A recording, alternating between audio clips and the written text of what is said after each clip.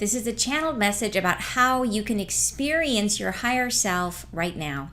I'm Ann Tucker, and welcome back, you guys. If this is your first time to my YouTube channel, I am a trance channel. I channel from the angelic realm, which means I raise my awareness up as high as I can go, and then the messages start to flow, and I write them down and I share them here with you guys on YouTube. So today's message it's about that. It's about how can you experience your higher self right now. So it goes into some of the how it works in terms of our growth, bringing our higher self through, and how when you are in flow, when you're in the state of flow, you're actually channeling more of your higher self. So I hope you guys enjoy the message. And if you want to see more messages like this, don't forget to like and subscribe using a little button down below. There's a subscribe button right down there below the description box. And that would be awesome. And then you will be able to see my future uploads. I do this once a week, and I would love for you to be able to catch the next one. All right, enjoy the message. And they say, we are watching as you are opening to ourselves and waiting for those opportunities well worth driving toward, where you are suddenly aware of ourselves or another indication of your own worthiness from spirit. Some sense that you are more than the toil of your aspirations. So they're basically saying, like, they're hanging out any moment, like any of those little glimmers where all of a sudden we have like an awareness or an opening, like, oh my gosh, I'm pulling my head out of my daily life and all the daily things that worry me, and I'm suddenly aware of myself as a larger being, as something greater than this life that gets us, that we get wrapped up in, right? The angels are kind of hovering, waiting for those moments to happen. And so then they say, you begin with this awareness and have at its center the feeling that you are central in focus. You begin to have our acknowledgement of your divinity, to see your own self as worthy of recognition, and beginning to open to the possibility that you are more than this, all before yourself, more than all that you see asunder, more than becomes. So I love that we have this awareness in those moments where we sort of pull back from what the life that we sort of get focused on. We're always focused really outside of ourselves. And then when we pull back, we have that sudden awareness where we see ourselves at the center, right? Where we become aware of ourself. And that's that. So they're saying that acknowledgement of our divinity, it happens in that moment when we pull out of the busyness and remember to come back into ourself. And by the way, I just want to say, Rebecca, congratulations on your book. That was really exciting. For those of you that know Rebecca, she just launched a book that just is a bestseller this week. So congratulations, Rebecca. Super cool to see that. All right. So going on, and that's acknowledging the divinity within you. Right there you go. It fits in the theme. So continuing on. All that lies before you, all is merely but a dream happening from within the selves, created into form for your own benefit. And we are guiding this manifestation into physical to become that which you are eternally. We are guiding your brethren to be and build themselves externally in this now outcome of reality as you are experiencing it. So I like this paragraph because it really indicates that the angels are taking more of a real direct hand in making our reality come to pass. That we know that sort of it's all vibration, that we have our vibration out in the world, and we're matching with all the other things that match our vibration. And they've told us before that they're kind of out there as a magnetic barrier, they said, to kind of between themselves and like anything that might be coming. They make sure that only the things that are really going to be in our best and highest good kind of come through that magnetic barrier, that come through themselves to become what we experience. But they're saying here that they're guiding, right? They're guiding this manifestation. They're sort of guiding what happens, guiding for ourselves and guiding for everybody else that's out there. All of the other, of our brethren, everyone else that we're down here with, they're helping all of us equally, helping to build ourselves externally, helping to take what's inside of us and to manifest it out into the world, into this now outcome of reality as we're experiencing it. So then they go on to say, we help you all to form those habits convivial with your apparition, to make your life known to yourself as a representation of who you are eternally, to make the happenings and obstacles combine into knowing that bring your self-awareness. to unfold your own mystery, internal mystery of how am I, who am I, to resolve it all by bearing that mystery out unto this platform of reality, of knowing thyself eternal through this medium of play. So here they're really talking about how our whole business of being here on earth, like what are we really about and why are we here? And it's about understanding ourselves, about learning more about ourselves, and using that awareness to then grow, right? To overcome the things that the limiting perceptions we have about ourselves and about the resistance that we have to being our higher self, like all the ways that we're in judgment of ourselves. That's really what it comes back to, is how are we judging ourselves? And we all do it. We have so many layers and layers and layers upon which we're judging ourselves and holding ourselves back. And that's all of our karma, right? That's all the stuff we're trying to work through. So they're saying that they are trying to help that all of the things that are inside of us to be able to project out into the world so we can experience them and learn from them. And to know our eternal selves through this medium of play. This whole experience of earth is just a medium of play, right? It's just a way of learning, and it's very much like a game, right? Except it can be very, very real for those of us that are living it. But once we're on the other side, we're going to look at it and be like, okay, wow, that was a great round. Let's go again, or not. So, anyways, all right. So going, you're saying play, yes. All right. So then they go on to say, we have our guidance from yourselves.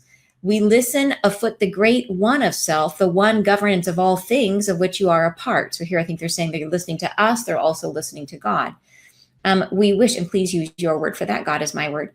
We wish, however, not to break free from that which you are not now expressing, but to enrich the process of awakening, to pull more dignity and glory of your own being down into this reality now forming, to make more whole your expression. How you are becoming in each instance is representation of who you are eternal. So like every moment, and we talked about in last Friday's Friday Live, we talked about how every moment we are emitting our energy out into the world, that it's almost like this physical body, our soul is coming in beats, right? In waves. And each wave comes in as a reiteration of who we are. And we can change it at any point. Each iteration is sort of a gradual transformation of who we are as we learn and we grow. We keep changing that wave that comes out of us one little bit at a time. And they're saying here that they're repeating that, say how you are becoming in each instance is a representation of who you are eternal. So that every part of us that we transform, that we learn, every little bit of self-understanding we get is then reflected into ourselves, and we grow in that way. They go on to say, but not all selves pull through this gateway traumatic. Much is left behind. You may recover more of self. You may bring through more dignity and grace. You may call in that part of self left behind that does not transfer through, that divine opening of birth that leaves the self quite open to obscuring its pathway forward. So they're saying that when we're born, that experience of being born and the veil coming down and all that's a traumatic experience that we go through. And that when we go through that we can't bring all of us through it. And that's actually an interesting thing, that for all of you, you've got your spiritual gifts. One of the things that frequently happens for us as we're coming through is some trauma at our birth that maybe your mom went through like a extended labor, or maybe you were a C-section, or maybe there was some sort of a trauma that happens. And it might be an emotional trauma. It might be something you were experiencing emotionally at birth that creates a birth trauma. But these birth traumas are really helpful to you in terms of developing your spiritual gifts, is that when you're coming through as an infant, as you're first coming through getting ready to be born, when there is something traumatic, it encourages you to leave a foot in the spirit world, to leave a little bit of yourself back there so that you keep that bridge open just enough to let your gifts come through. So it's kind of like you have one foot in the physical and one foot in the spirit world. So it's actually designed that way, that we plan it that way. That's why so many of us have things that when when you're healing, you'll see all these issues that come up about birth. And that's why we have these birth issues, is we need them in order to be able to keep sort of a little bit of that gateway open to keep our spiritual gifts coming through for us.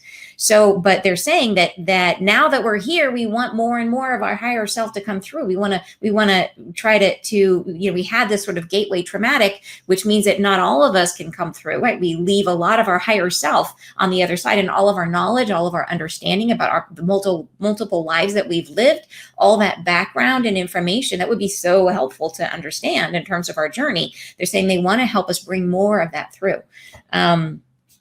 So here they're going on to say, when you allow us in to bring in more of self, you are opening to divinity. Yes, you are that indeed. So you are divine, but you are, in addition, combining your forces, letting yourself breathe in a larger picture of who you are, letting your being expand in knowledge and awareness. For how does one grow without full access to self?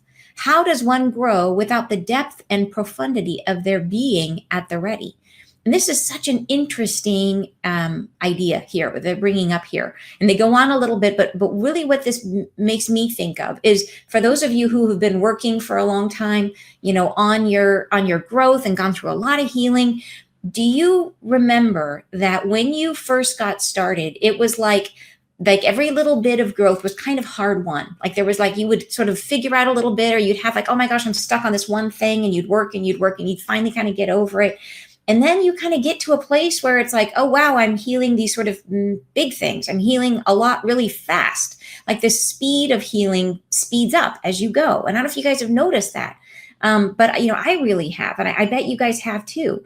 And this is, I think, what they're talking about here. So this is really interesting. So what they say is, they're talking about, how does one grow without the depth and profundity of their being at the ready? How does one grow without access to the full self?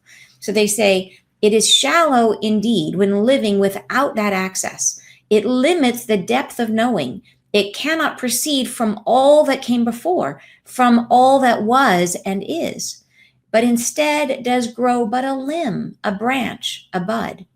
Not the whole being transforms, you see. So we say, grow into who you are more fully. Accept who and what you are. Let them in, your higher self. Let them reside more fully internal. So I think that's super interesting. That idea that as you let more and more of your higher self in, the healing that you do, the more awareness that you have, it affects more of the larger being, right? Because you're kind of taking more of everything into consideration. So it allows for faster growth. So it's like exponential growth. So that it's if you do that initial growth to then allow more of your higher self to come in, then you can start to grow more exponentially, that because you're affecting the whole being, not just, it's like right now, if before we kind of go for our awakening, we have just a little bit of ourselves. It's like the big toe of our higher self is here on the planet. And if the big toe is growing, that's great. But they say it's just going to be a little bit, like a limb or a bud or a little bit off of the big toe. But if you let the whole being come through, then the whole being can transform. And you're saying, Rebecca's saying, wow, trauma equals spiritual connection. Yeah, I know. Isn't that an interesting idea at birth, about how we keep our pathway open, our back door open to let our spiritual gifts come through? You're saying trauma equal, gateway traumatic. So yeah, anyways, I think it was a really super interesting thing to know too, about why do we have trauma? Well, lots of good reasons. It's always for us, right? It's always for us. All right. So they go on to say, what this means for the self is opening your mind and heart beyond that which you are. Feeling yourself composed of many parts, starting with one point of origin, many expressions of the one, all seen within this gateway of or galaxy of awakening, all seen before yourself now in creation, acknowledging the self in all things, awakening the one within, and seeing how one has been all things. This is how one begins to draw into themselves the reality of who and what they are. You may begin at any time. So they're saying really that, and this I think it can be a little confusing, but the real meat of this is that idea of acknowledging the self in all things, that in all of our of all of our incarnations, we have at some point been the hero and the villain. We've been the good guy, the bad guy. We've been all things. We've been, every person that you see out in the world, you have had that hat on at some point. Like we've all been everyone.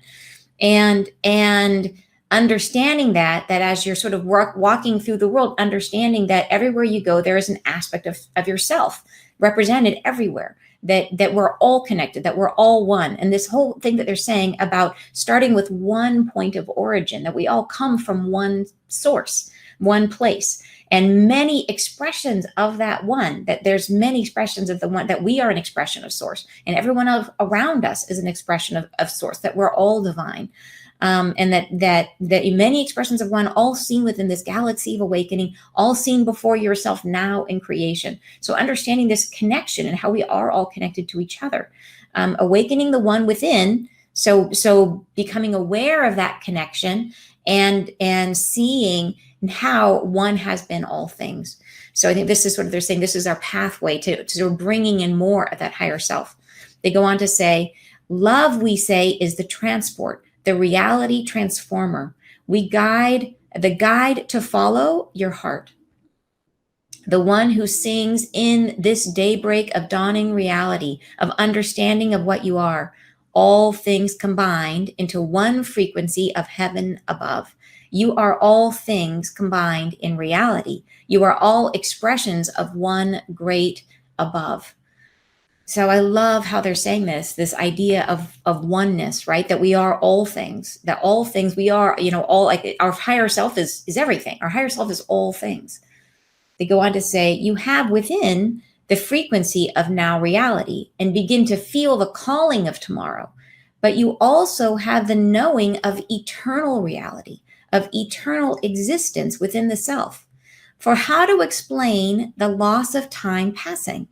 The days profound and distant, but herald their coming. You see in your mind the passing existence of time, but know not its rankles upon the self, feel not its burden in all moments.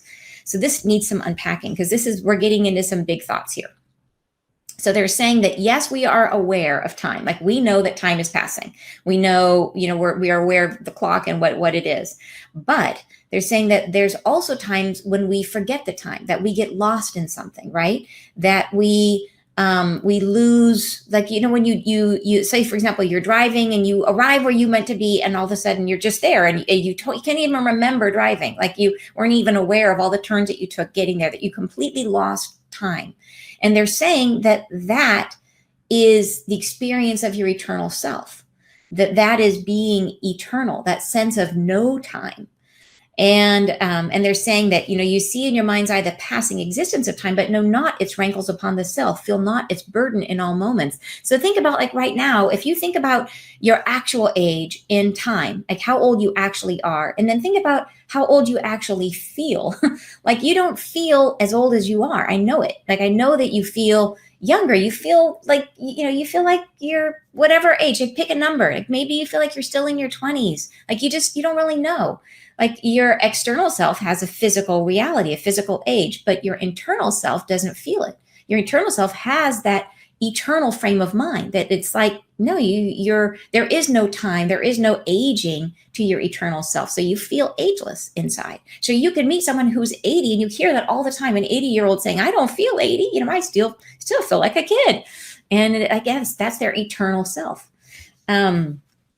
They say, okay, they go on to say, you feel yourself freed from its capacity and explore your mind, it being time. You feel yourself freed from its capacity, from time's capacity, and explore your mind, your feeling more fully. You escape time and know yourself infinite in boundary. This you know and experience as you are. It happens daily. You are aware of its passing nature in yourself. It happens in moments of expansion. These realities signify your own eternal nature, your own becoming of who and what you are. Breathe them in as experience to know yourself on a deeper level, to know what you are, eternal in nature.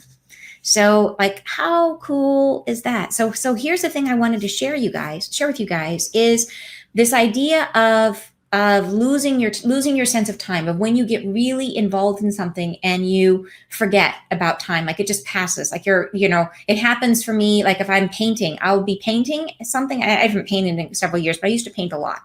And there was one time when I was in college, I was taking an art class, and I went into the studio. They had this fantastic workspace with these big skylight above. So it would be like you could look up and see the stars. It was, I went in at night, and I was painting and painting and painting. And then all of a sudden people started coming in, and I realized I'd painted all night long and I didn't even know it. Like I literally completely lost time, and the next class was coming in the morning. And yeah, and so it's that sense of losing time is stepping into that eternal self. And in my business energetics course, I talk about this because this is optimizing energy. And I wanted to show you guys this idea of flow, of what it is there's an actual thing that happens for us. And there's been books written about this, about being in flow and the state of flow, and how when we create from the state of flow, that it's like you're tapping into all of your creative energy, and you can really do amazing things from this state of flow. And you'll hear it a lot, like in sports. People will talk about being in flow, like a runner or a basketball player. They might rehearse in their mind, what they're going to do to make a shot, or what they're going to do in terms of their run. And then when they're running, or when they're playing, they just lose all sense of, they're just so in the moment, right? Totally in the moment. And it makes sense that that's when they perform their best, because they're tapping into their higher self, to their eternal self. So these are the stages of what they say when you are in flow. This is what in terms of all the sort of breaking it down from like a science perspective, this is how they describe the process, or what it feels like, that being in flow. That you feel clear, that you have sort of a clarity of vision, that you kind of know what you're doing, or you're really engrossed in what you're doing, right? You have this so like when I'm painting, I have this idea in my head of like what I'm trying to create, or like that athlete has that in their mind, they're envisioning, making that shot, or running past the finish line, or whatever it is. They have this vision in mind that they're focused on, and they lose. The second one is timeless. They totally lose track of time. That you, like with me painting, is that like, oh my gosh, it's morning. How did I lose the whole night? And your focus is that super focused concentration where you just tune out the rest of the world. And then the fourth is when it's the sort of the just right level of challenge, where it's not so hard that you end up feeling frustrated or you're not knowing what to do, but it's just challenging enough to keep you really engaged. Then the next one is to feel confident, right? That you've got relaxed attention without anxiety, that there's no anxiety involved. So you feel like you can do this. And it feels effortless, that you're guided by that inner logic, which is that, your higher self. Your higher self is calling the shots, that it feels effortless to you because you're just the vehicle and it's just passing through you. And finally, expanded, that this is actually an expanded state of consciousness. So anyway, so this is you'll see there's actual like whole books written about how to be in flow and what is flow. And I don't even think they realize what they're talking about here, which is how to channel your higher self. That's what this is all about. How do you channel your higher self? Is to be in flow. And so it really is about losing that sense of time. How do you step into that timeless state?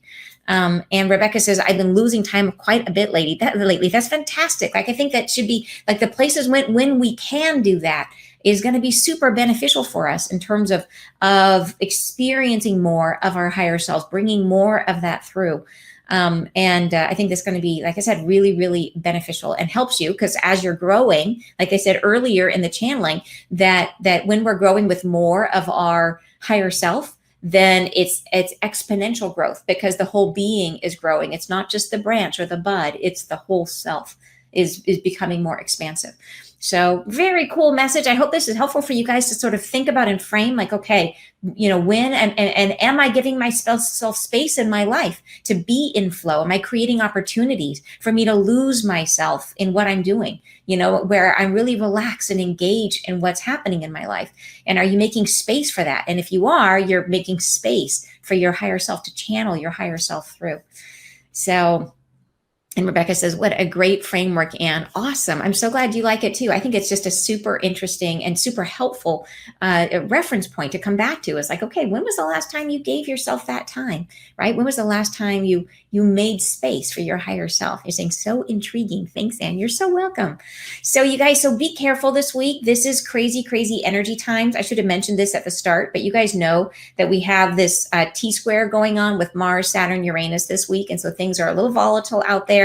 So just kind of hang in, hang in there. We're almost through it. The energy's kind of calmed down starting on the 3rd and then calm down kind of as we go through towards the 6th. So if you've got craziness going on in your life right now, hang in there. We are going to get through it soon. So, and Donna's saying, totally get what you're saying. Thanks so much for the message. Happy 4th. Yeah, thanks. Thanks, Donna. Happy 4th of July to you guys too. All right, you guys have a great weekend. Enjoy it. And I hope to see you guys soon. I'll see you next Friday live. Bye-bye, you guys. You're saying exactly what my soul needed. Thank you. Oh, I love it. Thank you. That's awesome. Bye, you guys.